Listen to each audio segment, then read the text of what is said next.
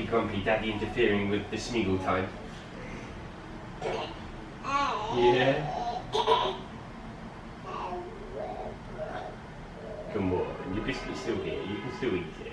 Just do that. Yeah! No. Yeah, just shove it all in, because you know that's really going to work. Alright, so we have Nugget sat here already in her high chair. Almost dinner time, not quite. So for now, we're going to be chewing on some cucumber, help with that teething that you got going on. And Mummy's going to attempt to wind some yarn, whilst Nugget is just going to sit there and watch, hopefully. So we will see how this goes.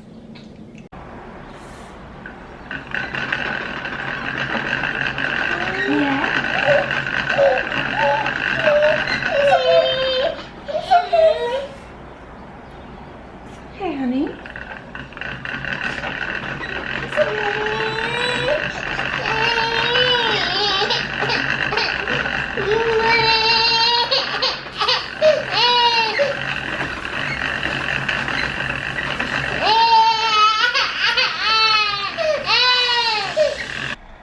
So apparently, winding yarn scares my baby. Every time I try to wind some yarn, she starts screaming. I'm not sure what's going on there. Yeah. We're getting ready to go out for breakfast. Yeah. Hey, Nugget.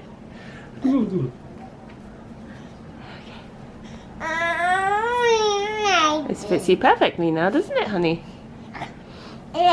Yeah.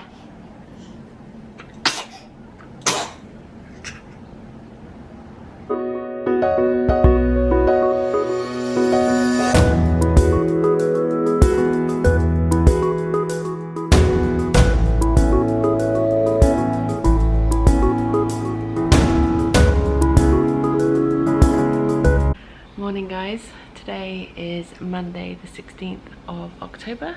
Oh geez, lighting. It is still pretty dark outside. It's starting to get a bit lighter, but as you can see I've had to turn the lights on. It is almost 7:15 in the morning. Layla's sleeping, so I'm just going to enjoy a nice little coffee, maybe knit a few rows on my sweater project, my mix and match sweater, the adult one. I haven't actually worked on it since I showed it on the podcast. I didn't work on it at all over the weekend, just been working on socks and a couple of other bits, lots of design planning and work and stuff. So yeah, I'll be back with a bit more of a catch up on what we did over the weekend. I didn't really film much over the weekend. We didn't actually do anything interesting, to be honest. We went out for breakfast yesterday, which I filmed a little bit of, but like I said, Layla was teething, and so she was pretty grumpy most of the time. So we just mostly stayed at home, to be honest. But yeah, like I said, I'll catch you guys up on that more later. I just want to sit back, enjoy my coffee, and maybe watch a podcast before Layla gets up.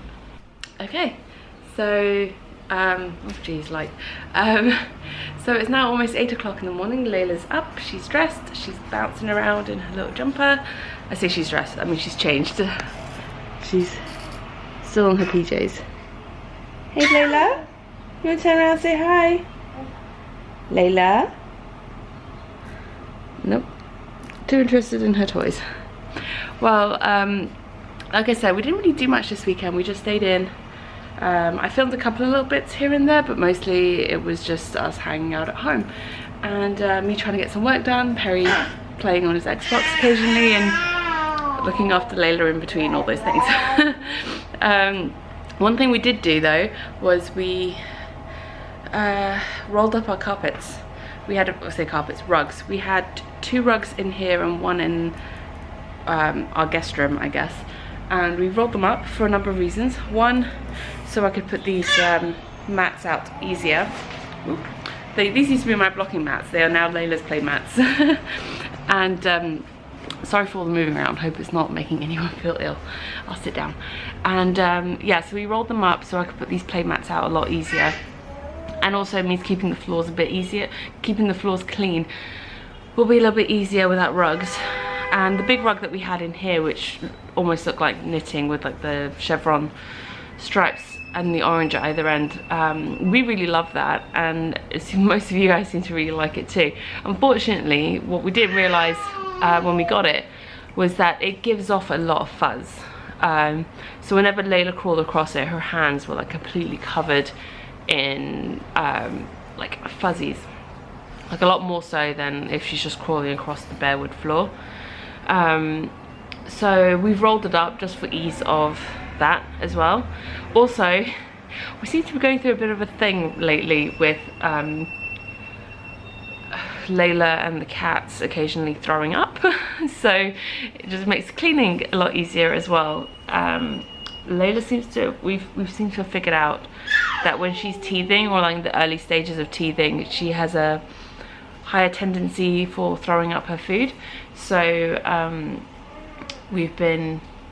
it's just going to be easier to clean up after that if we're not having to clean a rug at the same time. Also, because we're going to be away for a while, like a little bit over the next while, we're going away to Rhinebeck. Then I haven't decided where we're going, but we're planning a trip around Thanksgiving week here, and then we're going to be away again for a couple of weeks over Christmas. Just thought it'd be easier to put the rugs away in case one of the cats throws up, because again, that happens occasionally as well. Usually it's Derek. He has a tendency to eat his food really quickly sometimes when he feels like he's not going to get fed again for a while. I don't know why he does this, but every now and again, like, he'll eat his food too quickly, and then he'll throw up. And then obviously they're both cats, they occasionally get hairballs, so they throw those up as well. Sorry if this is all a little bit disgusting, but facts of life. It doesn't happen all too often, to be quite honest. It's just this last week feels like it's just been a culmination of things, and it just feels like everything's happening at once. So we just made a decision to roll up the rugs and put them away for now. Quite likely they're just going to stay rolled up until we move at this point, just because we're not expecting any more visitors before we leave, and we can always pull them out if we need to. Hello, Hugo. Hugo's down here. You can say hi. Hey. But yeah, so there's that. Yeah, I think that's pretty much it, really, to be honest. I don't think there's much else. The beanbag's been working really well we've got this giant beanbag, and it's been working really well at containing Layla, especially in like the late afternoon, early evenings when Perry and I are both pretty tired, and she still has a bit of energy, and it's just easy. Pop her in there, put a few toys around her, and she tends to be quite happy to like entertain herself for a little bit. So yeah.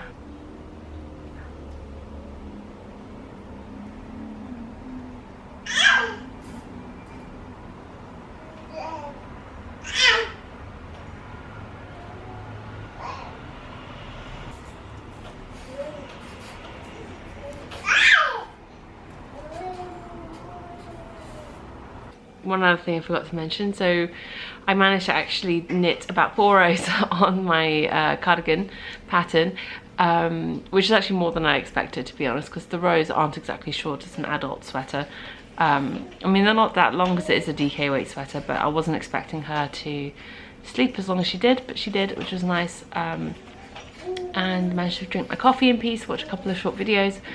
And yeah, this morning actually she's got a Gymboree class at 10:30. Her Gymboree class is usually a Friday morning, but because we're going to be at Rhinebeck this Friday, she's gonna do a class today instead, so she's not missing out a week. So yeah, that should be fun. And there's also an open gym session this afternoon for Gymboree, so depending how her nap goes, I might take her to that as well.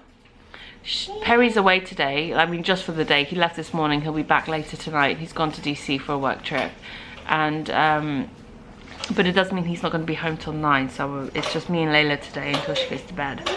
So I'm thinking maybe going back to Gymboree in the afternoon would be a good way to just entertain her for a little bit and let her run wild and burn off some energy.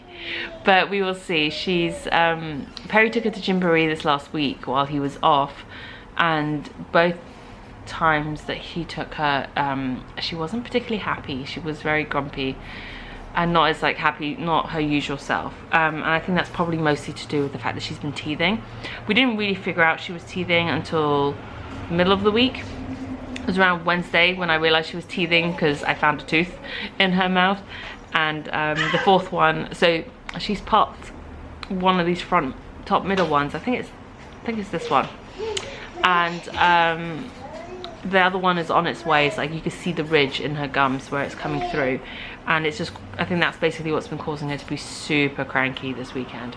In fairness, that third one that popped out, it didn't seem to cause as much of an issue.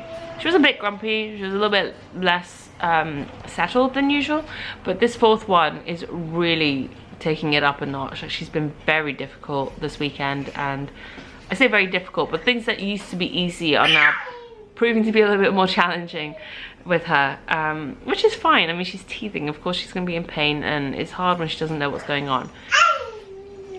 But yeah, anyway, so I think I mentioned on the podcast that this week's vlog is going to be split into two. So I'm going to film until Thursday, and then hopefully, and it shouldn't be an issue, but I'll be editing and uploading the vlog Thursday night. And then I'll record again from Friday to Sunday, and maybe a little bit on Monday, and do that as like a weekend Rhinebeck vlog. Yeah, it should be okay, because Thursday late evening, I mean, the reason why I say it shouldn't be an issue is because I'm going to be up late Thursday night anyway, because Marsha's coming into town. Marsha from the Very Little podcast is flying in from Canada to go to Rhinebeck as well, but she needed somewhere. She was only going to be in New York for one night on the Thursday before catching a train up to Rhinebeck on the Friday morning, and I basically said, oh, why don't you just come stay with us? She's flying into LaGuardia, which is really, I'm pretty sure she's flying into LaGuardia, which is really close to us, and I was like, you may as well just come stay here for the night. Don't bother going to a hotel, just come stay with us. And I've been really wanting to meet Marsha ever since we did our soccer-thon in January of last year, not this January gone. So yeah, we've been internet friends for a very long time. We both started our podcasts around the same time, and we've both been knitting for about the same time. I think she's been knitting, like properly knitting, for about a year longer than me, but you know, we're very similar knitting stories, not knitting stories, but we have very similar sort of backgrounds, I guess. We've both been knitting for a similar sort of time. We both design knitting patterns. We both podcasts started around the same time, so it's a lot of similarities, and we both get on really well online, so I'm really looking forward to meeting her. And yeah, so I'll be up waiting for her to get here anyway, so should have plenty of time to edit the podcast that evening. And then Friday morning, once we're up and dressed and Layla's fed, we will probably head off up to Rhinebeck. Someone's going to join me. Hugo's been a bit absent on the podcast recently. I'm not sure why. He's been sleeping when I've been recording, but here he is. So I thought I would jump in really quickly and do an introduction. I realised I haven't done an introduction yet. So my name is Mina. Welcome to the Knitting Expat Podcast channel. This is not a podcast, this is a vlog. I alternate weeks now between vlogging and podcasting. So a podcast would be just me sitting down at my dining table, and it'd be a more formal sort of structure to the podcast where I just go through my knitting projects and talk to you about what I've been getting up to with that side of things. With the vlog format, it's going to be a lot more informal, a bit more of like a day in the life type of situation, where I just take you with me, my day-to-day life, and I show you the knitting stuff that I'm working on as I'm working on them, and talk you through that sort of stuff. So if this is not your jam sort of thing, doesn't suit you, then by all means skip these videos and just watch the podcast. I do cover I do go over all the knitting content that is included in the vlogs in a podcast format as well, so you won't ever miss something if you don't watch a vlog, just in case that's not your thing. Vlogs do tend to heavily include my baby, so if you're not into children, then that's absolutely fine. Then what else would I want to say? There'll be links below this video on YouTube to everywhere you can find me online, and yeah, so if you have any questions, there are no show notes for these videos, for these vlog videos, so if you have any questions on what's included, then by all means leave me a question below, or in the episode, well, it's the episode video thread that I put up on the Ravelry group. So yeah, just a quick little introduction, and back to it. So I also finished these socks over the weekend. These were just some plain vanilla socks as gift knitting. So this is out of hedgehog fibres, twist sock, BFL nylon base in the creature colorway. I believe this was a club colorway, so I don't think they repeat. I think Hedgehog Fiber repeats club colorways. So if you don't have this yarn already, then it will probably only be available through these stashes if you can find it. But that's what that colorway is. So those are done. And yesterday I also finished these little sockies for Layla. I just did a very simple garter rib down the leg, if that will focus. There we go. Just a simple 2x2 garter rib. I did a regular 2x2 rib on the cuff and then switched to a garter rib down the rest of the leg and foot. So really simple. Threw in a contrasting heel. I've recently learned or figured out, I guess. I think someone else has done a video on this already. I'll need to double check, but I figured out a way of weaving in ends as I go, which doesn't involve holding the yarn doubled, so it doesn't give a thicker, it doesn't look thicker in the knitting. Yeah, so I've recently figured out a way of weaving in my ends as I go, so the yarn doesn't look thicker, or you know, where you're not holding the yarn double. And it doesn't actually matter if you're weaving in the same coloured end or not. So I'm pretty sure someone's already done a video on this method. I will have to double check who it is, and if there isn't one in the way that I do it exactly, then I will do a video on it. It's also how I catch my floats with colourwork, so that was kind of what gave me the idea. So yeah, that was also done. 2 pairs of socks, one big, one little. Layla's all done with breakfast. Yeah. And now she's just playing for a little, yeah. She's just playing for a little bit before we need to get ready to go out for Gymboree.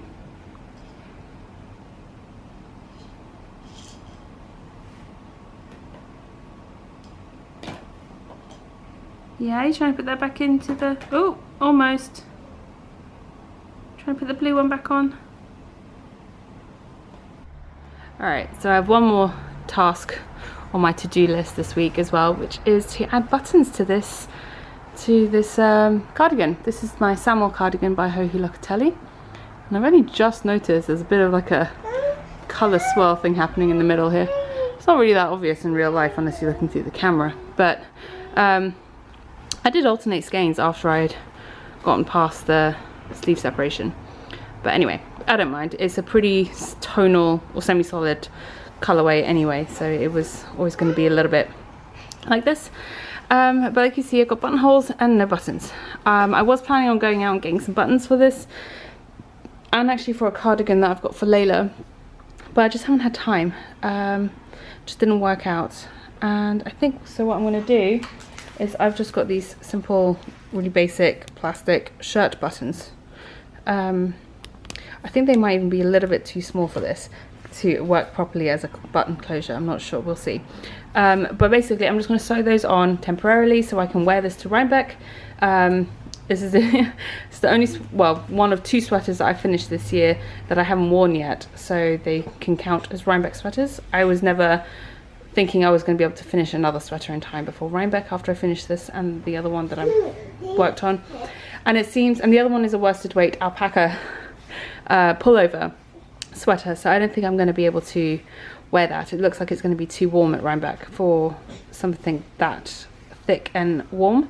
So I'm going to wear this instead. This was knit out of a light fingering weight yarn. It is thin, it is a little bit more airy because I knit this at a slightly looser gauge, and for the yarn, not for the pattern. And as a cardigan, so even if it's a bit warm, I can open it up and have it open and still hopefully be able to wear it for a while. And it should go quite nicely with my Rhinebeck shawl, Rota Rhinebeck shawl, which is just hanging there. That's orange and cream, and this is green, so it's going to be a very foresty, autumnal colour scheme right there. And I think I'm probably just going to wear like a grey dress and leggings underneath to keep it simple. But yeah, so that's my plan. I don't think that looks too bad. It's a little bit more, looks a little bit more stark on camera than it is in real life. It's a little bit more iridescent than they're showing. They're not completely white like this. They're a little bit more clear / white. Translucent, I guess, is probably the right word for it. And I just tried one out. It looks like it will be an okay size. Hey honey, what are you up to? And you may be wondering why I have this Wollman Yarns tote bag next to me on the sofa. It's got all my scraps in it, so I need to tip this out and find the leftover yarn from the sweater.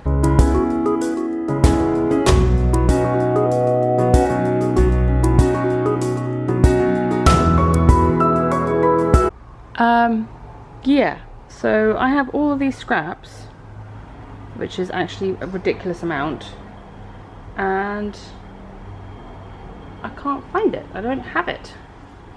I don't know where it's gone. I know I had plenty of leftover of this yarn, but I don't know what's happened to it or where it is now, because it should be in here. Alright, we may have to come up with another solution.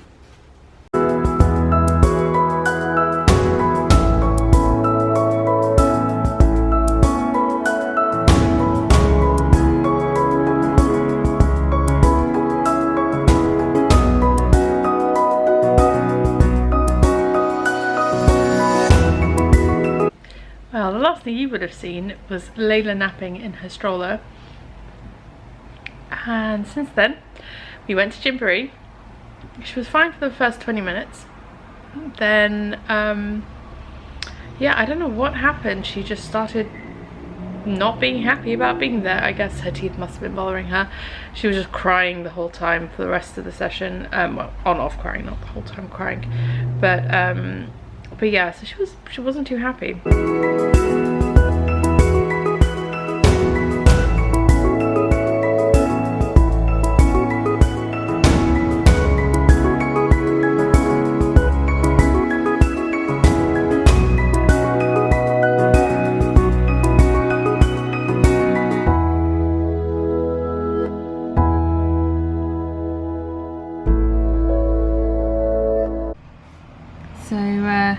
Just really quickly, other than the sweater that I've been knitting on, I cast this on today, earlier.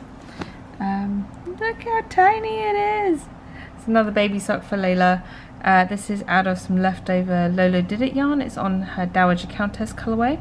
And I used this to knit the Times Square sock pattern for the New York Sock Club.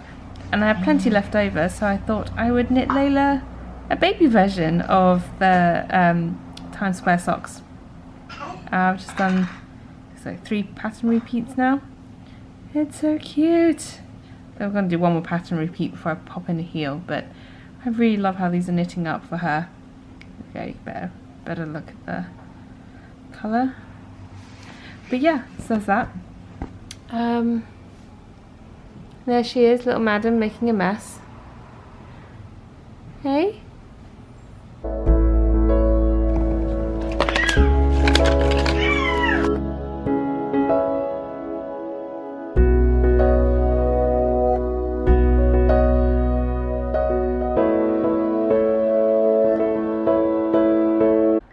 So, something fun that came in the mail a couple of days ago are these amazing yarn skein enamel pins. I mean, look at the detail. If it will focus, then you can. There we go. These are beautiful. I mentioned these on the podcast actually a few weeks ago, on a vlog actually. And there was a Kickstarter for these Kickstarter campaign for these pins being run by Ellen, who used to have the Idle Cat Knits podcast, but now she has started a new venture as Fibre and Brimstone. And yeah, so her Kickstarter got fully funded, which is amazing, and she wanted to send me a few pins to use and a few for a giveaway. So that's going to be happening soon. And so these are the really ever so popular these days enamel pins. And so the ones that she's come up with for now are these yarn skein ones in pink, sort of like a turquoisey green and purple colour. And she also has some matching stickers to go with them, which she's sent me a few of those as well. So thank you so much to Ellen for sending me those. Stay tuned. I will be using these for upcoming giveaways, probably sending out with prize packages and things like that. I will have her website linked below the video, so make sure you go and check that out.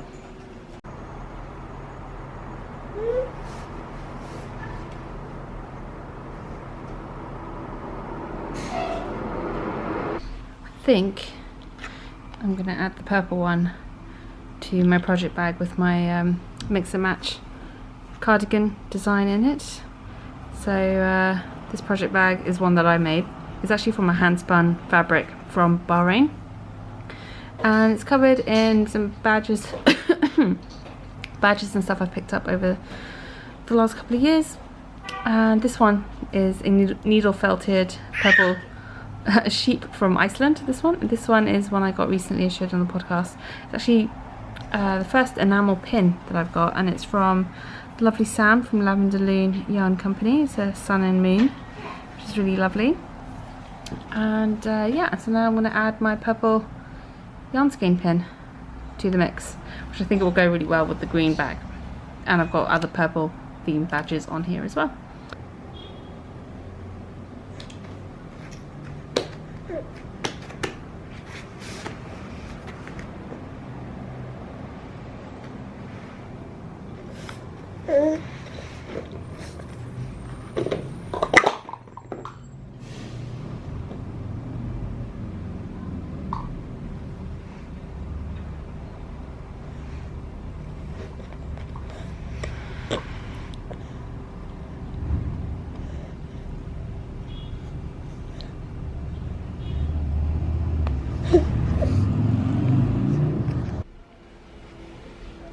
Well, it's been a bit of an afternoon. It's been a bit of a day, to be honest. It's not been the best. Can't remember when was the last time I checked in, but yeah, so I fed Layla dinner. That went okay, didn't take too long, but because she didn't nap very long, she had an earlier bedtime tonight. So I was getting her ready for bed and everything was fine. I was giving her her milk, and then she threw everything up. Thankfully this time I was managed to get her over the bin in time for most of it to go into the bin and not on the floor this time. So that meant the cleanup was a little bit easier, but yeah, she was still pretty hysterical after that. It took a while to calm her down. Every time I put her down to try and clean up, she would start screaming. It's not fun, and it's not easy dealing with that when it's just you at home. Perry is on his flight home now. He'll be home in a couple of hours, but yeah, it's really hard. It's harder when it's just me, or I imagine if it was just Perry dealing with it, because you know, after she's thrown up, she's like really distressed and doesn't want to be put down for obvious reasons. And you know, I'd rather not have to put her down, but I do, so I can clean the floor and just clean up in general, and then be able to get back to her. But yeah, thankfully it's not as distressing now. I mean, it's still distressing watching her throw up, but it doesn't scare me as much as it did the first few times it happened. Obviously she's bigger now as well, so it's less terrifying. But yeah, I'm planning on taking her in to see the doctor tomorrow. Not because she threw up now, but I was planning to do it earlier anyway. I mean, I was planning to do it tomorrow anyway. I decided earlier I was going to take her in. She keeps sort of like doing this to her ear, and she's been doing it on and off now for about a couple of weeks. And initially it was coming off the back end of her having been ill, and then it kind of went away for a while. She just stopped doing it. There was no real pattern to it, but I noticed today she's been doing it a lot more frequently. So I'm starting to wonder if all of this fussiness and grumpiness and everything else is maybe something else. Maybe it's an ear infection. I don't know. I mean, I know she's still teething because the other tooth hasn't come through yet. And yes, but I just want to make sure there's nothing else, especially with Rhinebeck coming up this weekend and stuff. I don't want us to be away and something to go wrong or anything like that. I just want to get her checked out, make sure she's okay, there's nothing to be concerned about. And then especially with the throwing up, and I've also noticed now that she's got a tooth on top, she's like grinding her gums against each other, so now she's actually grinding her teeth. So I just want to make sure that's nothing that I should be doing about that. Yeah, so just a few things I want to run through with her doctor, and just some reassurance, I guess, more than anything else, that she's okay and that there's nothing I need to be doing other than what I'm already doing. Hugo, stop it. He's just come up for some strokies. Hey buddy, can you say hi? Alright, I think I'm gonna leave it there. I'll catch up with you guys tomorrow. Morning guys. It is Tuesday, the 17th of October. It is so cold today. Went to bed last night, we left all the windows open and woke up and it's freezing. Last night was also the first night you were able to sleep overnight without the AC on, which was a nice change. And definitely quieter. But yeah, so I'm just gonna make myself a coffee. Layla's still asleep, so I'm up at 7 AM. I'm gonna have a coffee and maybe even come up with my or at least some sort of a list for Rhinebeck shopping plans.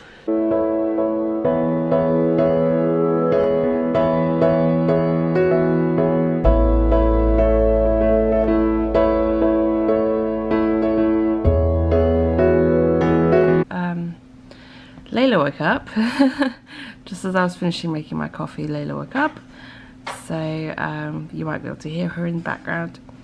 But just quickly, last night the only thing I knit on after I last spoke to you was this sock for Layla. It's the Times Square sock pattern from the New York Sock Club, and I just did a mini version for Layla. And this is out of leftovers from Lolo Did It on in the Dowager Countess colourway. It's on her Lolo's favourite base, which is her MCN, which is so soft and squishy. And I've got my pair of socks out of this yarn as well with the same pattern, so Layla and I are going to be matchy once I finish the other half of this pair. This also came in the mail yesterday. I ordered these off Amazon. It's just two 2.25mm US ones, Chagu red lace, 80cm cords, so these are 32-inch cords. So if you've been following me for a while, you'll know that I'm a very big proponent for knitting socks 2 at a time and not get second sock syndrome. And for the most part, I knit my socks 2 at a time on a long cable, typically a 40-inch or 100cm cable. But from around the beginning of this year, I started experimenting with knitting my socks concurrently. So still knitting them at the same time, but on separate needles. And so I picked up two pairs of high sharks in the 2.25mm on 80cm cords. And I quite like how it works. But I only have the one sort of pairs of needles to be able to do that. And with the new sock club for next year, there's going to be more patterns. Obviously there are more patterns that need to be knit, and some of them are going to be more conducive to using 2 needles versus having them on 1 needle, mainly because I'm going to be wrangling a small child at the same time, and sometimes it's just easier to pick up a single sock on 1 needle than fiddling around with 2 socks on a long circular. Now for me it's not much of a fiddle, but it's just sometimes it's just easier to pick up and put down socks that are just on, you know, just a single sock rather than a pair of socks. So I mean, with some patterns lend itself more to that style of knitting anyway. So I just thought it was time to have a second set, and I decided to try out the Chagus this time. I do quite like knitting socks on Chagus, so I thought it'd be interesting to see how these compare to the highs.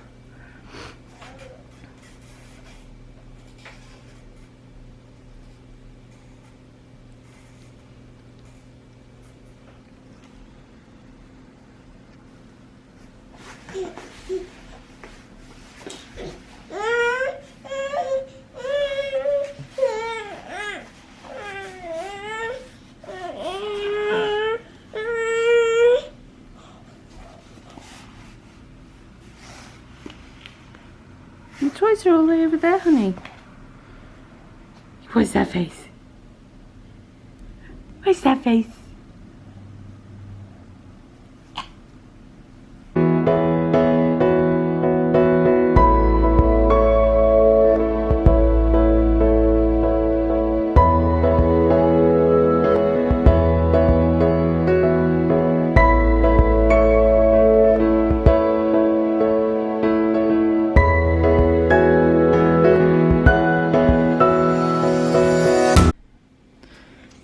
This little nugget has been especially unhappy today.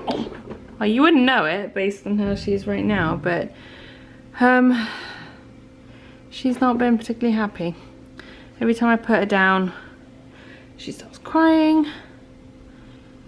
She's only happy when she's being held, when she's standing up, or when she's pulling my hair.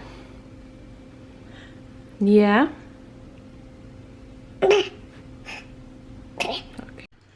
Okay, so I've just popped her down now with some toys. I need to get her lunch ready. Managed to get the laundry put on finally, and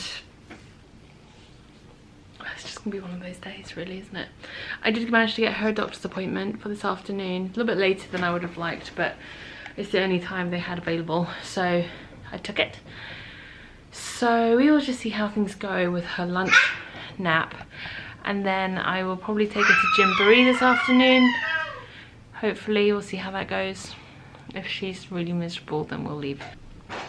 There was something else I wanted to address, which, nothing bad or anything, it's just I've had a few comments from people lately saying that they've noticed I've lost a lot of weight, which I really appreciate. I have been actively trying to lose weight since Layla was about 4 months old, so almost 4 months now, that I've been actively working towards it, mainly through diet. My exercise is basically whatever I do in a day. I don't do any specific exercise in terms of classes or going to the gym or anything like that. It's just not something that appeals to me. So my exercise is mainly walking when I go out with Layla. It's mainly through diet, and not even like it's not even like a big diet, or I mean it's not like one of those fad diets that that come and go. It's more I hesitate to even call it a diet. It's more a sort of like a lifestyle change, and the one that I'm doing is called Slimming World. It's one my mum has done and is doing currently. She's had really good success with it in the past and currently. It's actually started out in the UK, but they're now also have it in the US.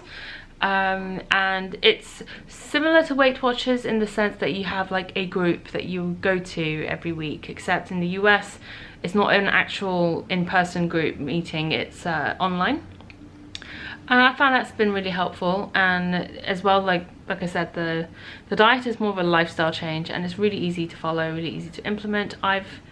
Since starting, I've lost almost 20 pounds, or the equivalent of 20 pounds, which is really good. I'm about I'm not going to say exactly how far in, but like almost at the halfway point of where I want to be in terms of weight loss.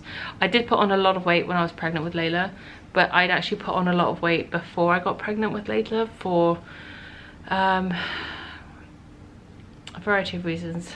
I've always hesitated to talk about it on the podcast just because it's a very emotional subject for me, and I'm still not completely comfortable. I mean, I'm fine talking about it with people, but I'm not entirely sure this is necessarily the right platform for it. About 6 months or so before I got pregnant with Layla, I had a miscarriage. It was very early on, but it was a very traumatic experience. Like how it happened it wasn't handled very well by the doctors and stuff. I'm not going to talk about it. But after that,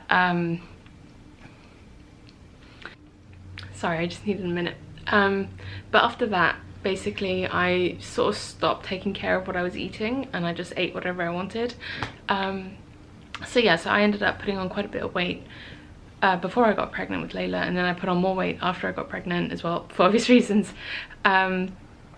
But I can't actually remember how much I weighed at my heaviest before I gave birth to her, or even what my post-pregnancy weight was exactly post-pregnancy. I just know what it was when I first started Slimming World, essentially.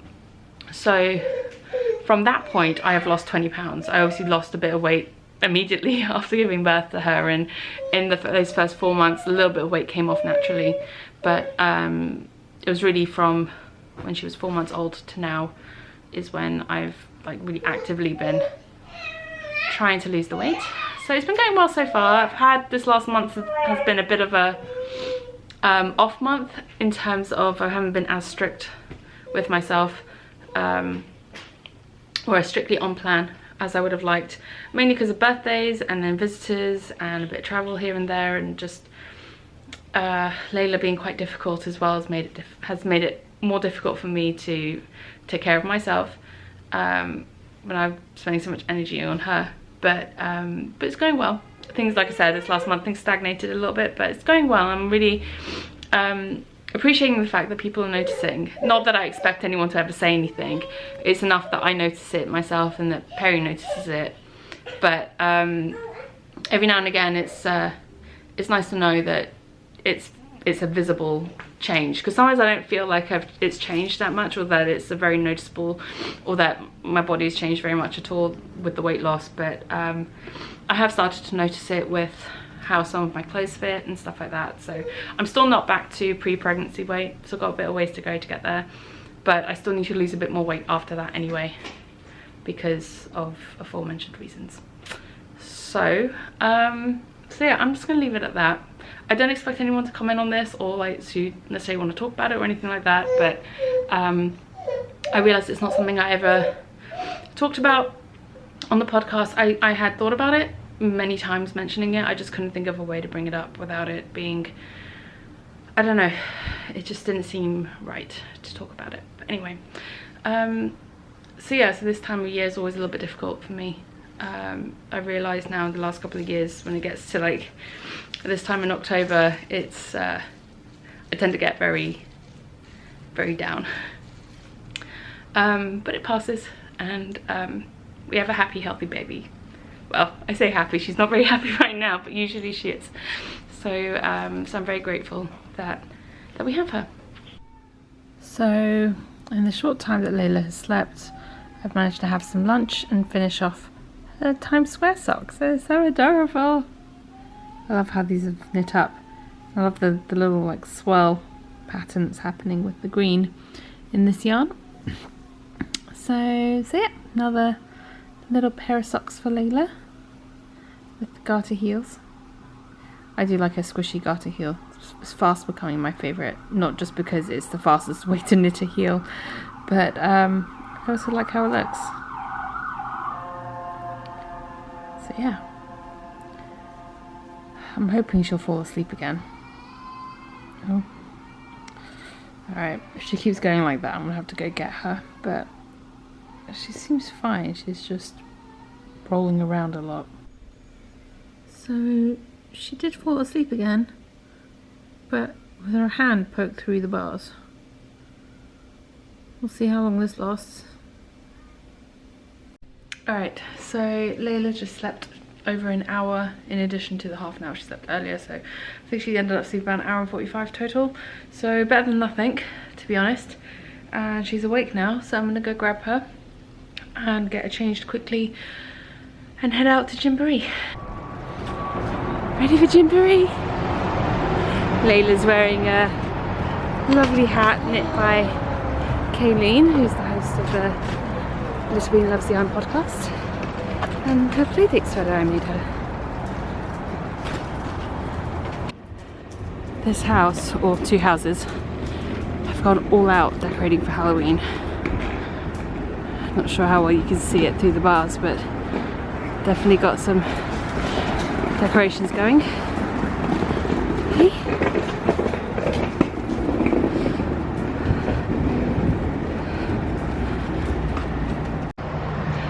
And I'm wearing my Fleece Sands cardigan and Rhinebeck shawl, Road to Rhinebeck shawl. It's basically what I've been wearing all day, on and off.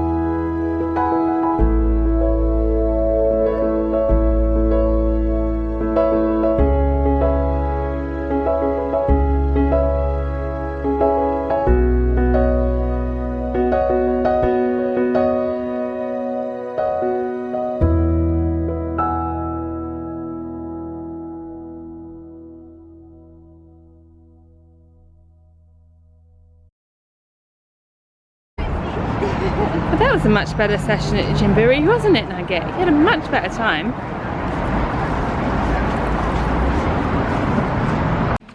Right, so we're back home, as you can probably tell from my background.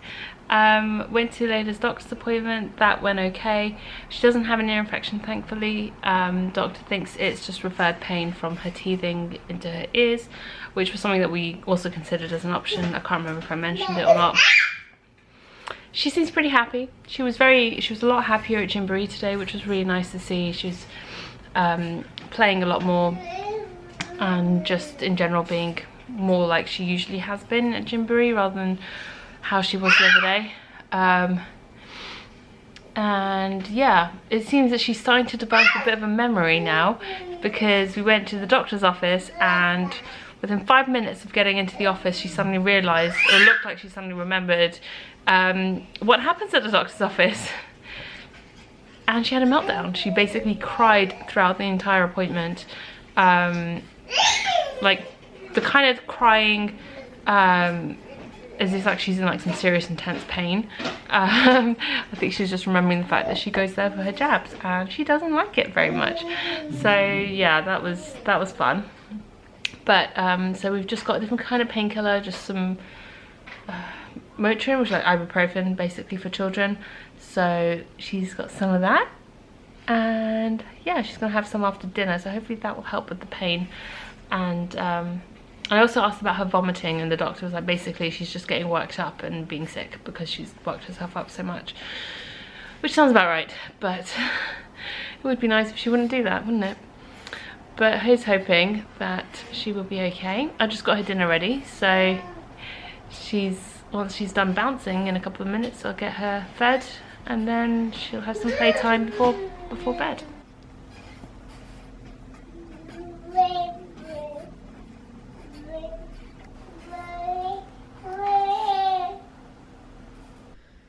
Right, so Layla's in bed, everything's good. No vomit tonight, so that's a plus. But I just wanted to show you these. I started these earlier this afternoon while Layla was still sleeping. These are the socks that I'm knitting for Perry. This is out of that Alpaca sock yarn. I can dig it out, the label. Oh jeez, there we go. It's Artisan Yarns on their alpaca sock base, and this is the blueberry colorway, and the base is 60% wool, 20% alpaca, 20% nylon, 440 yards, 100 grams, and apparently it's machine washable, so that'll be interesting to find out. It's their sock packer is what it's called. And yeah, this came in a knit crate which I reviewed a while ago. You can see that there. So I'm interested to see how these will work up. It was actually sent with the shawl pattern, but I think it was a shawl anyway, I can't remember now. But I wanted to see what they would look like as socks. I used one for is going into a price package, and this one I decided to knit up as socks for Perry because he really likes this shade of bright blue.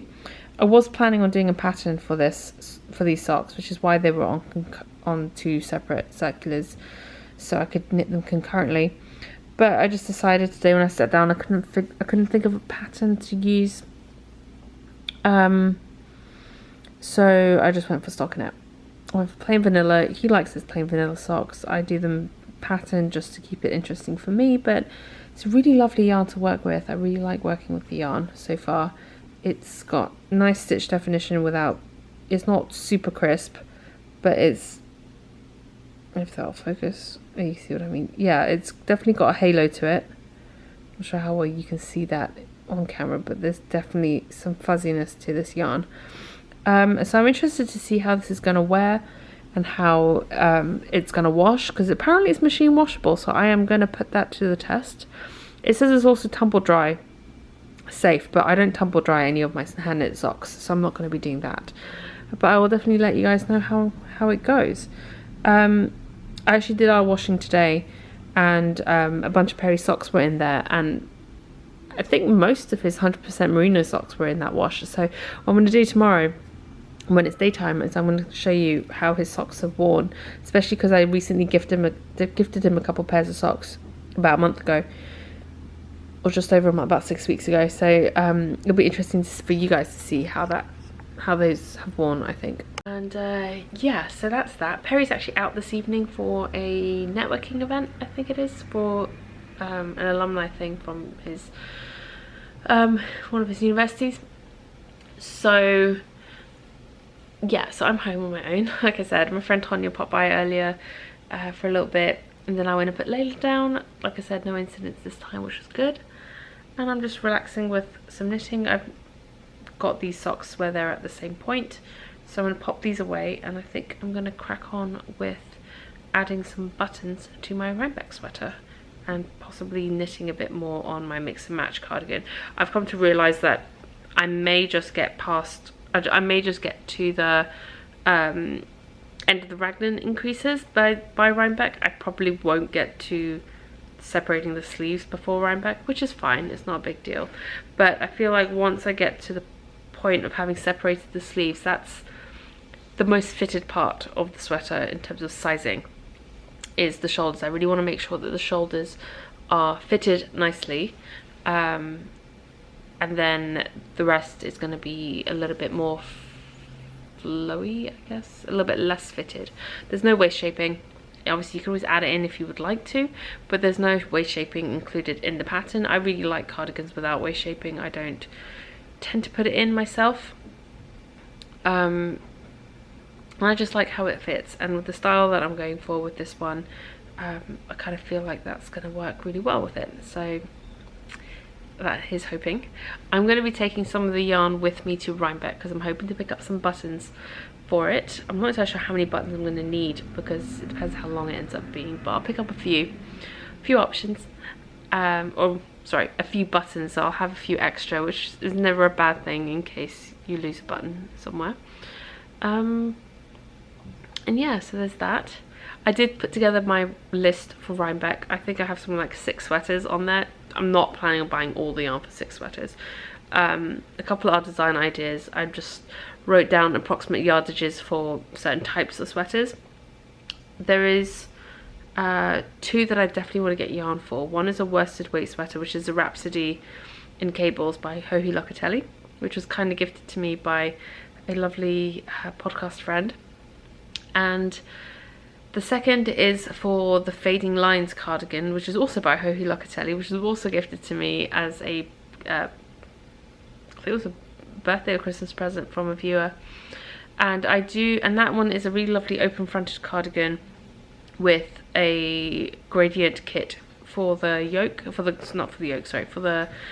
got a really wide collar, neckband collar, knit out of a gradient kit.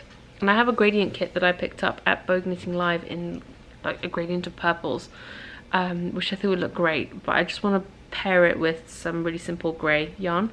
So, and it's a fingering weight sweater cardigan. So I think I just need to pick up 3 skeins of a sort of base yarn to use for the rest of the cardigan, and then the gradient kit is used only on the collar section. So I think I want to get that, and it's a really wide collar as well, so it's basically, the collar is most of the fronts. So that's a really fun pattern as well that I've been wanting to knit up. So those are the 2 main ones that I would like to get yarn for, and there are a couple of others that I would like to get yarn for, so if I see something good or something that I like, then I might pick up something for those as well. So yeah, I think that sums up my sort of main Rhinebeck purchases that I would like to get. There are going to be a few other bits that I want to pick up here and there, and I'm going to allow myself the flexibility to pick up some souvenir skeins. I don't mind having random one-off skeins in my stash, but at the same time I'm going to try and be a bit more purposeful with my purchases and a bit more sort of think a bit more about what they might be. So yeah, I'm just packing ready to go to bed. I'm so tired. Perry's on his way home. It's 20 to 11. I was asleep by 10 o'clock last night. I don't know, I've been feeling really tired lately. I was just saying to Perry that I'm so tired this evening that I can't even bring myself to pick up my knitting, and that's when you know it's bad. Perry always joked that if I ever say I don't feel like knitting, then I must be ill, or there must be something wrong with me. And I just feel so tired, I can't even bring myself to pick up my knitting. I knit all of about 4 rows on my cardigan design, and it's not that I don't want to work on it, I do want to work on it, I just don't have the energy to focus on it. And it doesn't even take that much focus, it's like pretty repetitive at this point. I knit a few more rows on the vanilla socks for Perry, which I showed you earlier. So those each got about an extra 5 rows on them. That's about it. Yeah, that's it really. That's all I've knit this evening. I've just not felt like knitting. I went to add buttons to the cardigan, but lighting is really crap right now.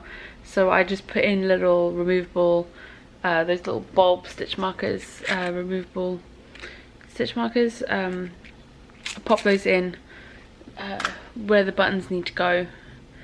But lighting's so bad right now, I don't really want to be sitting there trying to sew buttons on, straining my eyes. So I'm going to try and do that tomorrow during the day when there's better lighting, and sort of sit by the window. So fingers crossed I'll be able to do that while Layla's awake or napping at some point. Perry keeps messaging me. Hopefully he'll get home soon. But yeah, and then I wanted to go to bed at around 10, but then little madam woke up at 10 to 10. I say woke up, but she opened her eyes basically, and she was just like looking around, rolling around a bit, and then sort of on off going back to sleep, and then opening her eyes and rolling around a bit more. And it's fine. It's very normal for babies, and I mean even we do that in between sleep cycles sometimes overnight. I wake up, roll around a bit, and then go back to sleep. So, but I didn't want to go into the room while she was in that sort of stage, because I didn't want to wake her up more. So I just waited out here. I think she's asleep now. So it's me actually signing off for the night. Morning guys, today is Wednesday, I want to say. It's 18th of October. 2 days left to Rhinebeck. So yeah, getting excited. Got my morning coffee. It's actually a new mug. This is the Philadelphia mug. My parents-in-law went to Philadelphia while they were here for a couple of days, and they picked up a mug for me, which was very sweet of them. Layla is awake. She's bouncing away in her chair, and I just realised there was something I haven't shown you yet. So I realised I hadn't shown you Betty all dressed up. So this is a wooden cutout doll, I guess, of it's meant to be, I believe it was inspired by those classic sort of paper dolls with the paper clothes that you could cut out from like the 60s.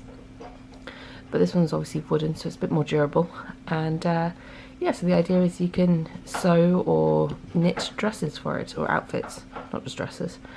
And this is made by, made and sold by Andy of Andre Sunit. So if you go to her website, you'll be able to find Button Up Betty is her name, and I'll put a link down below the video for you guys. And she sent me one for Layla as just because, and I decided to design a dress for her, and you may recognize it.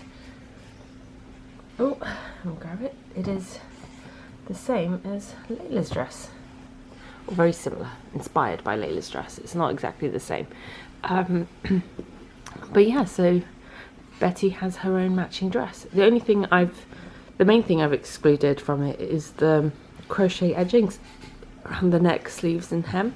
I mean, you could do it around the hem and it would be fine, but I think around the sleeves it's just pointless basically, and around the neck it's just too much.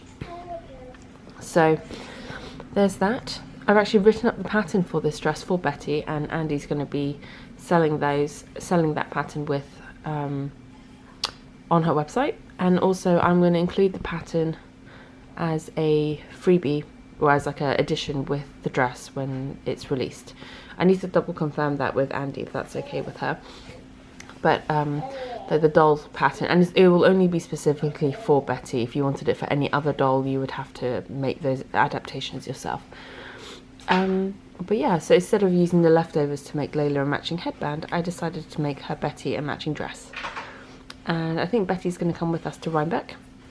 The other difference is I did just seam it closed at the top.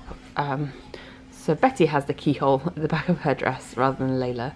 But you could always, and I've got instructions for this, or this isn't mentioned in the instructions, that you could sew on a button and create a button loop from crochet or braiding a button loop or something with the yarn to have it be a removable outfit. But yeah, so that's Betty's dress.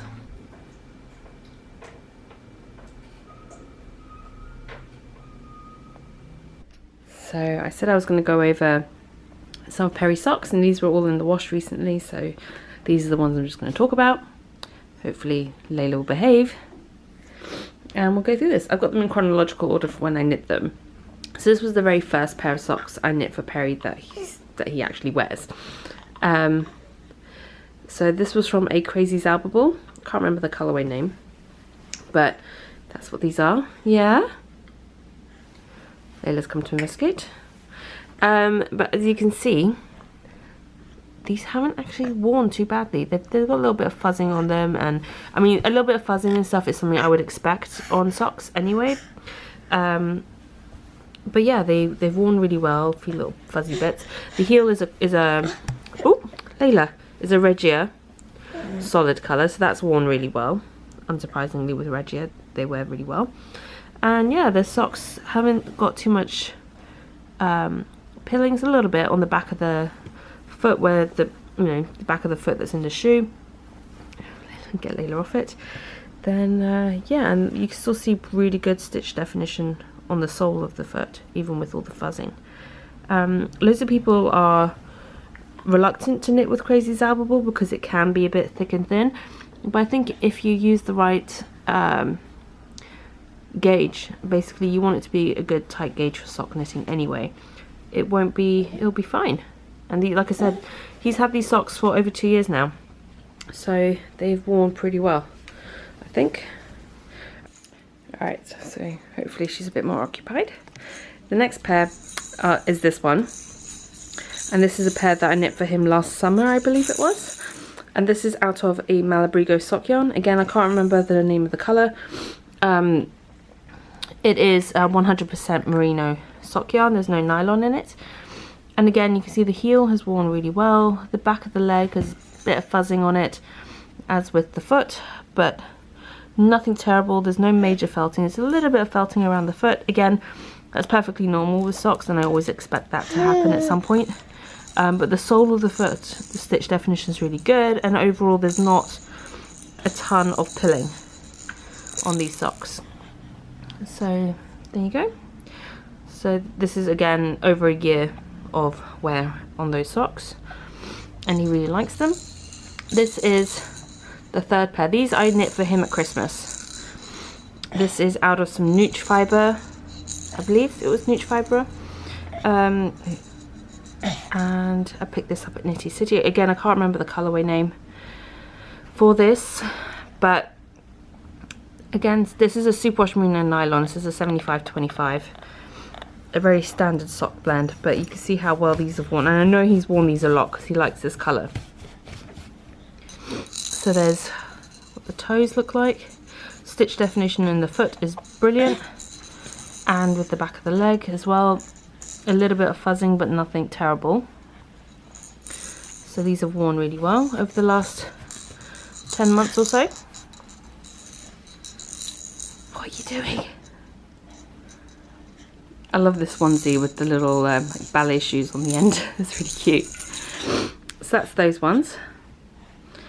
Then this one is a more recent pair that I knit for him in March. I picked up this yarn from Neighbourhood Fibre Company at Vogue Knitting Live in January, and I knit these for him in March, I believe. So it was after Layla was born.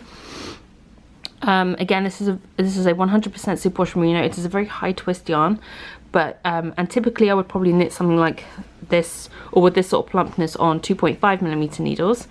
It's a US 1.5s, but I knit this on 2.25 to give a very thick, dense gauge, which is great. But as you can see, there's quite a bit of fuzzing and some felting happening around the toes, and but that's basically the only place that's got a lot of like obvious felting. Okay, let go of Mummy's camera. Otherwise, the stitch definition on the foot is very good. There's not a ton of wear and tear on it. And yeah, other than around the toe, it's held up really well. Okay, we're gonna have to relocate again. She seems to have this thing to want to like just go off the edge of the bed all the time. All right, we're almost there. So yeah, this was Neighborhood Fiber Company. I can't remember the name of this colorway either. I think it was like moss something. But yeah, really liked it. The last pair is this one, and I gifted these to Perry for his birthday, which was at the end of August. So these are the most recent socks that I've knit him. This is out of some Primrose Young Company. It was a one-of-a-kind colorway, so I don't know if you can get this exact colorway again. And this was on her Cosmic Helix base, which is again a really plump 100% superwash merino, really good high twist, great for socks in that sense. As you can see, however, this one has been super pilly on the foot. I haven't, all right, okay, trying to wrangle the baby at the same time, but it's really fuzzy on the foot. It gets really good stitch definition still, but this one has really fuzzed up a lot on the foot area. I think on one of the socks I have picked off a lot of the bigger pills, but this one I haven't. You can see how pilly it got. It's not a huge deal, it really isn't. Oh, Layla needs to stop doing that. I think with this one I actually went up to a 2.5mm needle and knit it at a slightly looser gauge, or not as dense a gauge as these green ones. So I think had I done that, these probably would have worn, wouldn't have pilled as much. But again, pilling is not a big deal to me. I just sort of pick them off, especially the big ones. They just come off really easily. So otherwise the socks are worn really well, and a little bit of fuzzing on the foot. Again, fuzzing on the foot doesn't bother me because those, you know, the foot goes into a shoe, no one sees it.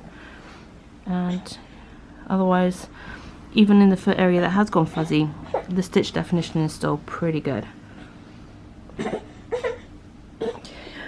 Yeah, you just want the tension on you, don't you, Layla? Okay, Mummy's done talking about socks now. So I thought I'd do a quick overview of everything that I've got for my nephew, whom I'm affectionately calling Ben Ben. If you want to hear the story behind that, you should watch the podcast. Sorry about Layla playing in the background. So in terms of what I actually knit him specifically for him, we have this blanket, this chunky knit blanket underneath, and this Knit Picks Stroll Tweed blanket that I knit, just the garter chevron blanket, which is a free pattern that I've uploaded to Ravelry. And then from the same Christmas set of Knit Picks tweed yarn that I got, it's fingering weight. So for the blanket I held it double. I also knit him a little nugget sweater with the yarn held singly, and I just striped it. I knit a matching mix and match hat with three of the colours. This was with the yarn held double. I knit him a mix and match sweater. This was also with the yarn held double. And then I knit him a couple of hats. I used the basic beanie pattern out of the mix and match hat without doing the high-low brim or the texture, so it's just the plain version of it. And so I just striped whatever leftovers I had, and 3 pairs of baby socks out of that yarn as well. After all of that, I had about 25 grams of this Knit Picks yarn left, and I just called it done.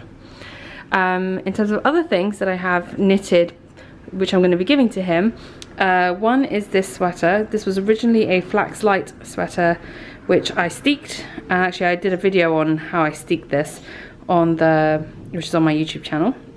It's not a full-on tutorial, it's more just how I did it.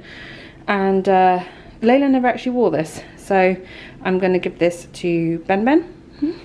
And it is out of Homespun House on her Olsen base, or her old Olsen base, which is a BFL nylon blend, and this is in the Won't You Be My Neighbour colorway.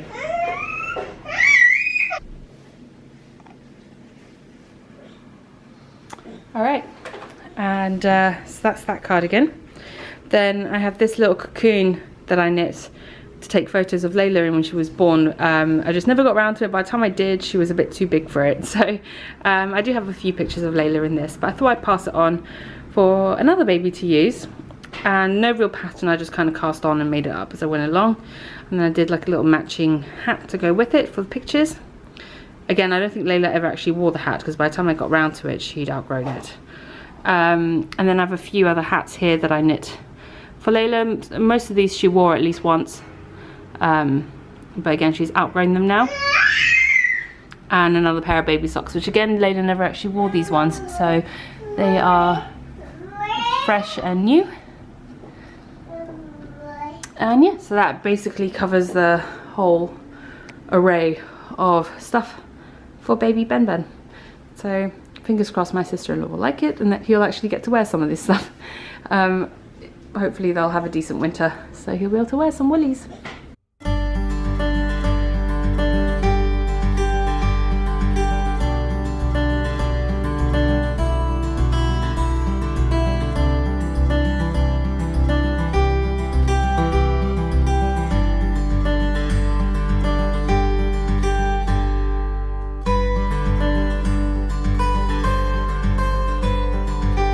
Okay, so while Layla is just rolling around doing her thing, I thought I would quickly answer a couple of questions that are in the questions thread in the Ravelry group.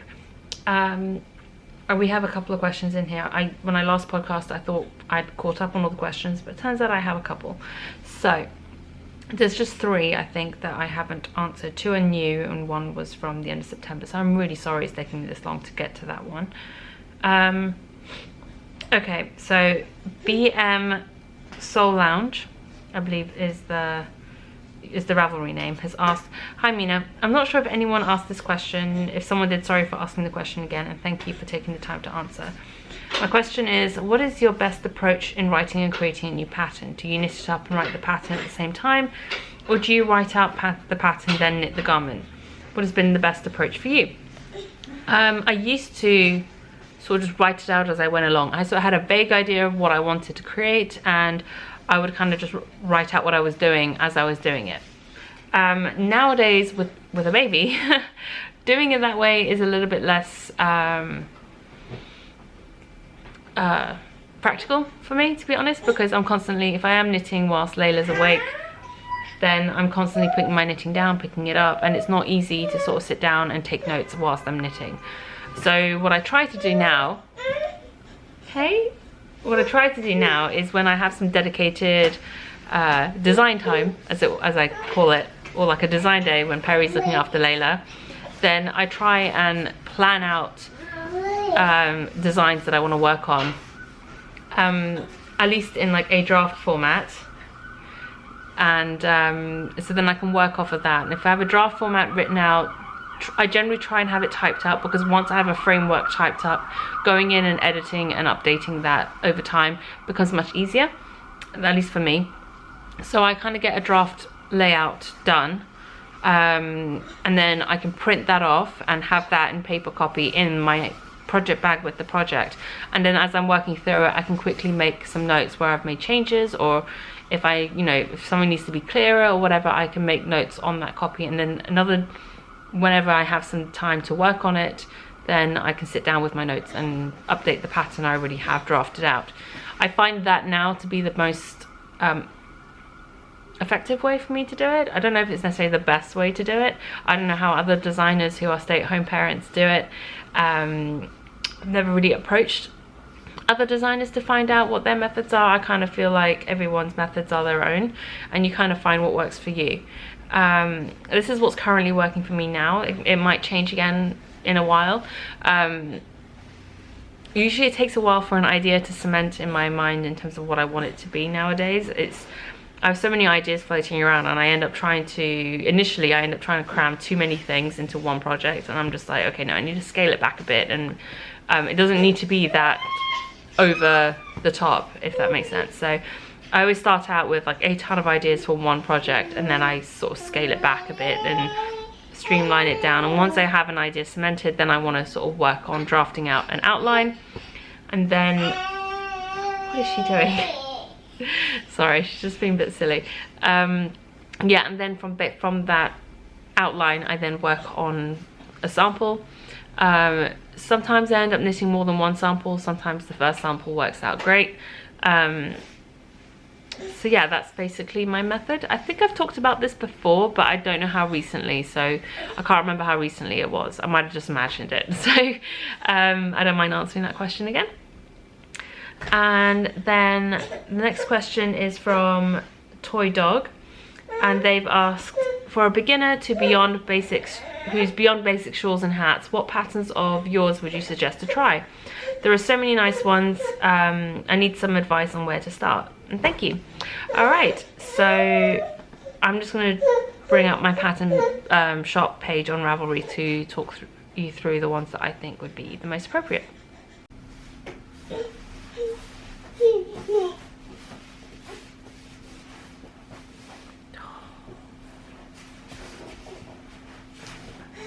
Okay, so we're on the Ravelry shop now. So in terms of what I think are good beginner or just beyond beginner projects, let's just go to page 2, start from the beginning, it'll be easier. So in terms of shawls, I think the Love of Rainbows shawl is a really great one for someone who's ready to move on just beyond basic shawls. It's still quite a basic shawl, but there is a little bit of like eyelet patterning in between the color changes, and there are color changes, so there's that as well. So you'll learn some new techniques, but it's nothing overtly taxing or complicated.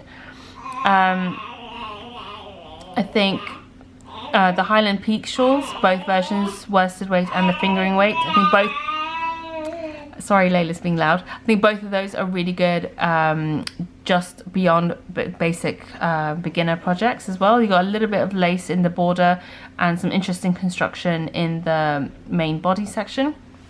I personally think that the Across the Pond shawl and Budding Bluebell shawls are also good just beyond basic vanilla sort of shawl knitting, I guess, or just beyond beginner level. There's some lace, there's some texture. I don't think it's anything that someone who's just a more advanced beginner wouldn't be able to handle. And the Le Moilier shawl, or the squishy shawl, is a really good beginner's brioche project. If you want to dip your toes into learning brioche, this is not a bad one to do. 2-color brioche. It's just a very plain, simple asymmetrical triangle shawl, and there's not a ton of crazy patterning going on, so it gives you an opportunity to really get the basics down when it comes to 2-color brioche. And working our way up from the bottom here. You didn't mention socks, so I'm not going to talk about those, although any of my sock patterns are great for beginners. Just putting it out there. I think the cast-ons hat is a really good, just beyond basic beginner level hat knitting. It's still pretty basic, it's a great one. It's just adding a simple texture, and it also gives you the opportunity to learn how to do a folded brim if that's something you're interested in. The Mariam hat is also a great one if you're wanting to learn how to do cables. There are a few different types of cables in there, so that's a fun one to learn cables with. As is the Open Skies hat. This one just has a panel of cables running up one side of the hat, so the rest of the hat's in plain stockinette. The Seacrest shawl is actually one that I think is very underrated right now. It's you knit the applied edging first, so you're basically knitting what's like a scarf, all flat, and then you pick up stitches along one edge, and then you're knitting garter stitch and decreasing as you get to the top. So this is one of those ones you start at the bottom and you slowly reduce the number of stitches, and it's a really fun one to work on, I think, as well. And it's a really great beginner's project if you're new to lace, because there's not a ton of you're working on a short number of stitches without and your stitch count doesn't change too dramatically, so you're working on a short number of stitches for a while, so it gives you the hang of lace knitting. And because you're knitting it this way, you're not, like I said, you're not increasing your stitch count like dramatically when you do a typical top-down shawl.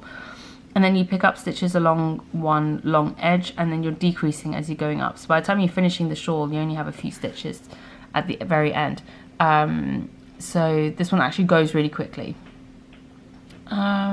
Another one, if you're new to lace, which is good, is the leader shawl, because the lace is there's just a panel of lace down the middle of the shawl, so your stitch count in the lace section never changes. The cozy schlanket is a really good shawl if you're just beyond beginner level as well, because to be honest, most of my patterns are great for just beyond beginner level knitting. I try to keep my patterns as accessible as possible for most knitting abilities. This one's great. It's got some color changes, it's got some texture, it's got some eyelets. It's a fun one. The dragon's teeth hat, again, a good one to work on if you're, you know, a more advanced beginner. The spring into summer shawl is fun. There's texture, there's a little bit of lace, it's asymmetrical, you know, there's some fun techniques in that one. As with the snow day shawl as well, that's also a really fun textured asymmetrical shawl pattern. And another one that I think any level knitter would enjoy is the color blender scarf and wrap. This one is so simple, so easy. I think an absolute beginner could even knit this one. And yeah, there are also cowls. I think most of my cowl patterns are really easy and accessible. And then the Chamber of Secrets hat, which is also a cabled hat, which is really fun as well, if that's something you're interested in. So I think that pretty much covers most of the hats and shawl patterns that I have out that I think are suitable for a colour, for someone who is just a little bit more beyond basic shawls and hats. So I hope that answered your question and gave you some ideas. So the last question is from Mum is Mad. And she's asked, "Hi Mina, I'll be coming to New York in a couple of months with 2 non-knitters. I've said that I will need to visit at least one yarn shop whilst we are there. We are staying midtown, but we'll be out and about all over. It is not our first trip, but if you could only go to one yarn shop, which would you choose?" Okay, so I guess it would just depend on what you're looking for. And so I would suggest that there are 3 main ones that I would, 3 or 4 main ones that I would suggest trying to go to if you can. And in terms of which one you would prioritize to try and get to first, if you only had one choice, I think all of them are actually pretty equal in my mind, but it also depends what you're looking for. So there's Pearl Soho, which is a classic. It's a really beautiful store. They have some really beautiful yarn, but in store I would say compared to all the other ones, their selection of yarn is probably the most limited. But if you're looking for something like Brooklyn tweed yarn, that's a really good place to go because they stock Brooklyn tweed and they have all the different colors and varieties of yarns that they carry. Then Knitty City is another really good one that I like. It's up on 79th and Broadway, or Amsterdam actually, but it's near Broadway. So, and that's really easy to get to on the subway. I like it because they have a wide selection of different types of yarns. They have your basic standards, things like Barocco and Cascade, up to, they carry like Regia, and they also carry all the different indie dyers as well. Like you got Macintosh and Malabrigo, and then 2 more like smaller indie dyers as well. So they carry a very wide range of yarns. And then the other 2 that I would recommend are both in Brooklyn. There's Brooklyn General and Woolen, which are both in Brooklyn. So if you're ever heading into Brooklyn, you can look to see if you're going to be going past either of those the areas where those 2 yarn shops are in.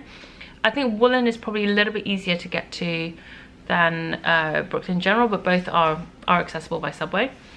And they both carry very different yarns as well. I think I like Woolen probably a little bit more just because the variety and selection of yarns that Rachel carries at Woolen is very are things that I haven't seen in other places in the US, in New York City anyway. So she carries things like the Fiber Company, which I haven't seen anywhere else, and she also has some indie dyes from other parts of the US, which again I haven't seen other stores in New York carry. So if you're looking for something that's a little bit different, I would suggest checking out Woolen. And Brooklyn General as well has a really good variety of yarns and selection of different dyers and stuff like that as well. So those would be my 4 that I would suggest to anybody who's coming to New York, and I have mentioned several times before on the podcast. But as to which one you would want to go to if you could only go to one, I think that really depends on what you're looking for. Pearl Soho obviously have their own line of yarns, so you'd only be able to get that there. I can't remember if Brooklyn General carries Brooklyn tweed or not. I don't think that they do, but I might be wrong. So as far as I know, Pearl Soho is the only place in the city that carries Brooklyn tweed. Again, I could be completely wrong on that one, but for some reason that's stuck in my head as being the case. So if you're looking for either Brooklyn tweed or Pearl Soho's own brand of yarn, then obviously I would suggest going there. Otherwise, Knitty City is also a fun one. I kind of think of their store as organized chaos. It's great, and you can walk in, it looks really chaotic, but it's actually somewhat organized. So yeah, it just really depends on what you're actually looking for. So I hope that helped answer some of your questions, and yeah, I hope you have a good trip. Right, so I thought I'd do a quick check-in and show you guys where I'm up to on my mix and match cardigan version. This is, I managed to do one more set of repeats for the pattern for the raglan increases, sorry, whilst Layla was napping this morning. She has since woken up, had lunch, she's just playing around a bit over there.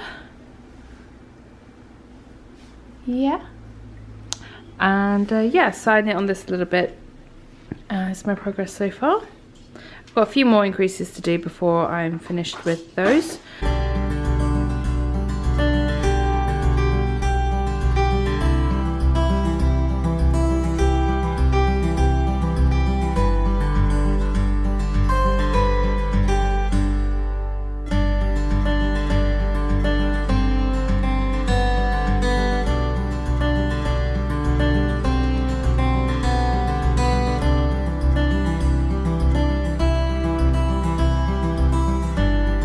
You like the apple? Does that feel good? Yummy. So it is now much later in the day. I didn't really record much for the rest of the afternoon. Perry got home really early today. He had a meeting in the city and then he just came work from home for the rest of the afternoon, which is probably why I didn't record much. I recorded a little bit of Layla, but not much else. I'm still plugging away on my sweater. Couple more increase rows left and then I'm done with that, and then it's just straight knitting for a little bit before I split for the sleeves. So I'm hoping I might even get there tonight, to be honest. I never got around to adding buttons to my Rhinebeck sweater, so I need to do that tomorrow. Anyway, I just wasn't feeling it today. That's about it. Morning guys. I am awake. It is 6:30 AM. I have my coffee and Layla's asleep. It is Thursday, 19th of October. Rhinebeck is tomorrow. I'm so excited. Yeah, we're heading up tomorrow morning and gonna be at Needles Up in De-Untangled, hopefully. And I haven't actually mentioned this, but I just sort of assumed it was a given, but I will be at the podcaster meetup on Saturday at Rhinebeck. I hear it's on a hill somewhere. I have no idea. I'm assuming I'll be able to ask somebody to point me in the right direction, so I will try and be there. It's at 1 o'clock. I will tell you right now, it will probably just be me. You won't see Perry and Layla at the podcaster meetup just because it's around Layla's nap time, and Perry doesn't do very well in crowds. He's not a big fan of crowded places, so he's doing this weekend for me, like he is suffering through this weekend for me. It's not going to be fun for him. I really appreciate that, but I hope you also have some fun with Layla at Rhinebeck as well. I'm just enjoying some quiet time this morning. Perry's in the shower getting ready for work and Layla's still asleep, which I really appreciate right now.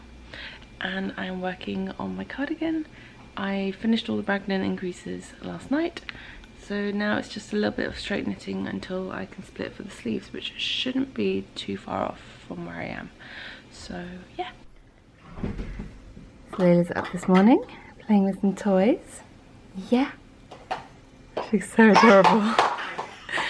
It's a little lamb fleecy blanket with a hood that Perry's parents brought for Layla.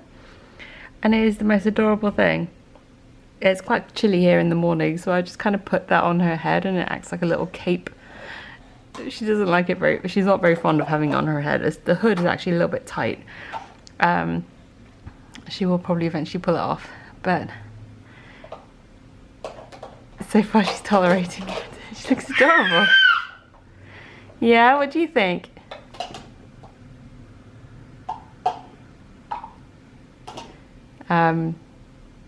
But yeah, she slept well. I got a fair bit of my knitting done. I've officially, oh, if I zoom out, might help. I've actually split for my sleeves, which is quite exciting. So there's that. I'm just gonna knit a couple more rows and then I'm gonna try it on, see how it looks, and keep going, I guess. I also think that her tooth might have come through last night. It's hard for me to tell. She doesn't really like me to take a look into her mouth, and but from what I can tell, I think it's only just broken through. So we shall see.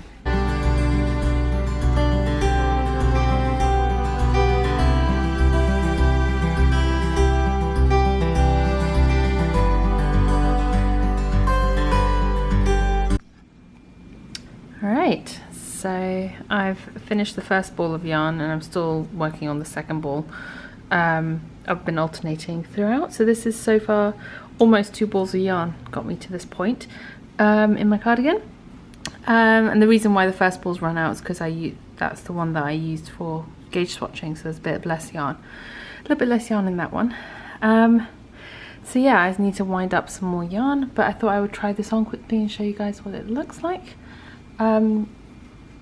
It's hard to show properly because it's not got sleeves and it's not got the collar on and everything, but you get a decent idea. So what the neckline looks like, and then you'll be picking up, there is quite a V shaping in here, and then it's straight down here. As you can see, like, it already touches, the front's already sort of closed, kind of, as in they touch. So right now this is sort of like a really good, sort of not too tight, but pretty good fit. And then once you add in the button band, that will add in a couple of extra inches to the width here, which will give it that slightly oversized but not super slouchy look to it. So yeah, this is what it currently looks like. And it will sit a lot better once there's some sleeve on there and a neckband and stuff. But yeah, I just wanted to give you a general idea of what this currently looks like. And this is a better visual of the colours. It was hard to see the colours in that angle. It is quite a dark colourway overall. It's quite dark yarn, but there are hints of blues and purples and greens. If I come over by the window, you'll have a much better look at it. Yeah, it's showing up a little bit more blue than it really is, but yeah, I really love it. Absolutely loving working on this. And I just realized I probably have a ball of yarn trailing behind me. Yes, I do, because I left it sitting on the side of the TV. Now I have to go get all the yarn. This is what happens when you forget what you're doing and that you're still attached to a ball of yarn. Alright, what I'm going to do first is finally get around to sticking some damn buttons onto that sweater, that cardigan. I think because I know those aren't the permanent buttons, those aren't the final buttons for the cardigan, I'm just feeling a little bit reluctant to spend the time to add buttons. I'm going to do it very quick and dirty and not do a very good job of it, just good enough to last the weekend, because quite frankly I don't want these buttons to stay on, and if I do any sort of half decent attempt at attaching the buttons, I know myself, and I know I'm not going to want to take them off and do it again. So I'm going to do a very, like I said, quick and dirty way of attaching buttons. I do not recommend doing this. I will show you what I do, but this is not how I would recommend attaching buttons onto your finished garment.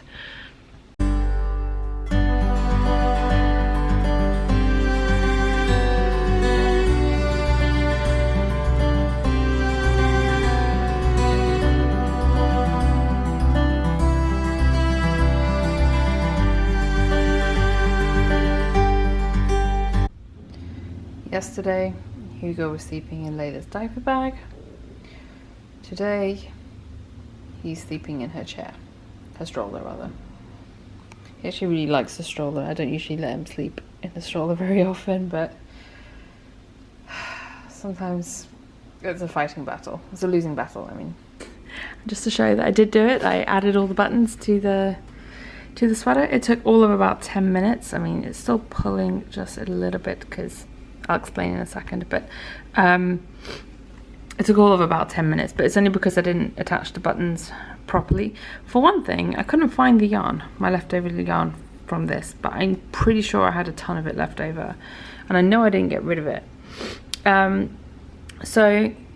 In case you're new, sorry, I feel like I'm about to sneeze. This is the Samuel cardigan by Joji Locatelli. It's a all over textured pattern with cables running down the front panels, and it's all textured down the back. It's really fun knit. It's the first time I knit an all over texture. Sorry if the screen looks a bit funny, my mirror is really dirty and I need to clean it. But I just wanted to show you this quickly. And I knit this out of a light fingering weight yarn, whereas the pattern called for a regular fingering weight yarn.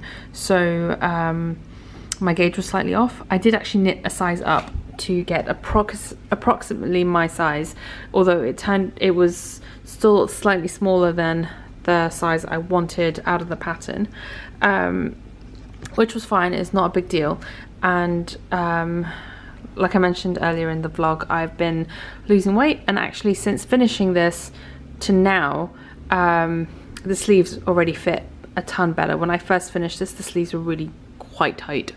Not uncomfortable, but definitely fitted more than I would have wanted, and actually since then till now it's already loosened up a lot, and I haven't worn this and I haven't reblocked it or anything, so this is as it was essentially.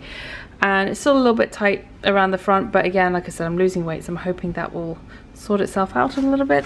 And to be honest, I rarely have my cardigans buttoned up a lot. The only times I button up a cardigan is when I'm putting a coat over it or something over the top, so that it's not just like getting caught underneath. So a lot of the times, to be honest, I only have the first few buttons done up, but I like a buttoned cardigan because I like the option of being able to close it if I wanted to. So you may have seen in the clip earlier, the way that I've attached the buttons is very basic. I wouldn't even say it's a permanent attachment because it's not. I just used some yarn that matched the buttons as closely as possible, so it wouldn't be too obvious. And all I did was I just threaded it through a couple of times, and then on the back tied a knot and then tied a bow, like a half bow, into the back and trimmed the ends a bit. So this is secure enough to hold it on for the weekend, to be honest. That's all I need it for. And then after, if I don't find buttons at Rhinebeck, which I'm sure I will, but if I don't, then I will get some buttons when we get back to New York. I just haven't had a chance to get down to the button place, although there is one about 20 blocks away from here. I just haven't gone. And yeah, and because it's a light fingering weight, even though it's going to be super warm this weekend from the forecast, this should still be wearable, at least first thing in the morning when it's still a bit chilly.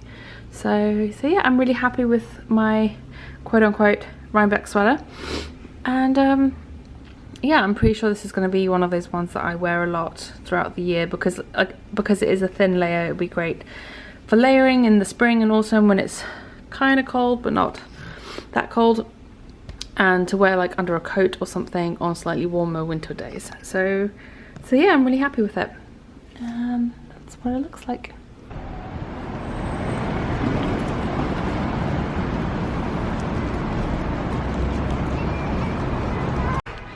So yeah, I've just headed out with Layla to grab a couple of bits, some snacks for tomorrow on the road.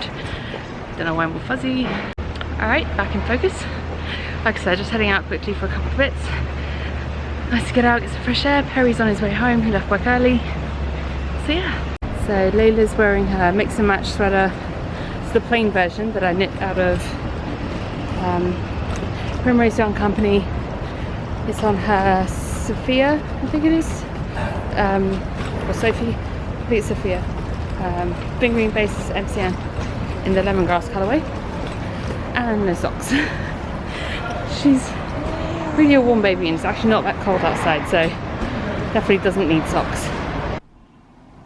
How you doing? Hello? How you doing? Hey guys, So don't mind the towel, just washed my hair earlier. So after I popped out with Layla, we got home, and Perry got home not long after. So we were just busy doing all our usual evening stuff, getting dinner ready, as well as trying to finish packing. Perry's now, we've had dinner, and Perry's now taking Layla down to put her down to sleep. So I thought I would take the opportunity to sign off and finish the vlog. I still need to go finish up some packing. There's not a lot left, just a few little bits now that just some more Layla's toys and a few other bits that I couldn't do while she was still awake. So just gonna do that. Then I'm gonna get cracking and carry on knitting on the sweater whilst I edit the vlog, and I'm hoping to get this vlog up tonight before leaving tomorrow. And then what else? Yeah, just finished packing, tidying up around the house. Marsha's coming tonight. I believe her flight lands at 10, so she should be here before midnight, around 11ish I guess. And I'm trying to think what else. I think that's it really. In terms of knitting, I did a little quick roundup of what I did this week. Let's take my hair out. It's a bit annoying. I finished a pair of gift socks out of the Hedgehog Fibers yarn on their twist sock base, the BFL nylon, and in the creature colourway. I also finished 2 pairs of little baby socks for Layla. One was out of the Lolo Did It's Dowager Countess yarn, and that was, I did the Times Square pattern. And the other one was out of Knit Style yarns in the Squirtle colourway, and I just threw in a contrasting yellow heel. And that was just a garter rib sock. So yeah, so no real pattern to that one. I just did a regular rib at the top and garter rib down the bottom. So those are all the things I finished this week. I also finished the dress for Betty, but that was before I actually started recording the vlog, between the podcast and the vlog starting. Other than that, I started working on the socks for Perry, and obviously been working on the cardigan. So that's really it in terms of what I've done so far since I podcast on Friday, and today's Thursday. So so yeah, I've packed 2 pairs of socks. I've packed the socks for Perry and another pair of vanilla socks that I'd already started from the yarn by Crit Yum Handmade. I had talked previously about taking that sock blank from Little Bean Loves Yarn, the rainbow sock blank, and the rainbow project bag from Whimsy Stitches. I talked about that a few weeks ago, and I still did want to take that, but to be honest, I have so many design projects, socks coming up, that I just want to work on the ones that I've got, and casting on more is just going to make me more stressed out. So I put that on hold for now, and I don't want to knit on rainbow socks when I'm stressed, because I don't want rainbow socks to stress me out, because I want to enjoy rainbow socks. So I'm not taking that, unfortunately, but I'm still gonna have a good time. I don't imagine there's gonna be a ton of knitting done this weekend, but we'll see. So I'm bringing those 2, and I might even bring the cardigan for car knitting. We will see. I'll decide in the morning whether or not I take that. But to be honest, I don't think I'm going to get through 2 pairs of socks this weekend anyway. Before Layla, I would have said yes, I'd probably get through 2 pairs of socks over the weekend, but with Layla now, even with, you know, Perry primarily looking after her, I still don't think I'm gonna have time to do that. So yeah, that's pretty much that. I think I'm gonna, like I said, I'm gonna sign off now, go finish packing. I'm really excited about Rhinebeck. Like I said, it's the first time I'm going, probably the only time I'm gonna get to go for at least a few years. And yeah, so it should be exciting. It looks like it's gonna be a really good turnout this year in terms of people coming. It'll be fun to catch up with friends and new and old, people who I've met before, people who I haven't, and to see some of you guys. So yeah, I'm really looking forward to it. I hope to see as many of you as possible as I can. And like I said before, if you do see me out and about, please do just come up and say hi. I'm happy to give hugs, take photos, do whatever, like within reason, obviously. So yeah, don't feel shy about coming up and saying hi. I really appreciate it, because to be honest, more of you know what I look like than I know what you look like, so it's much easier for you guys to come up to me. Like I said before, I will be at the podcast meetup, and if we've talked before online, like let me know your Ravelry name or your Instagram name, so sometimes I'll remember those easier, because obviously a lot of the times people don't use their actual names on those platforms, so it's easier for me to recognize from a username, I guess, than anything else, if we've chatted before online. So yeah, anyway, that got a little bit rambly there, sorry about that. Thank you so much for joining me this week, and I will be sure to vlog the weekend. Fingers crossed that all goes well and doesn't get too crazy, and I'll be back next week with a Rhinebeck vlog.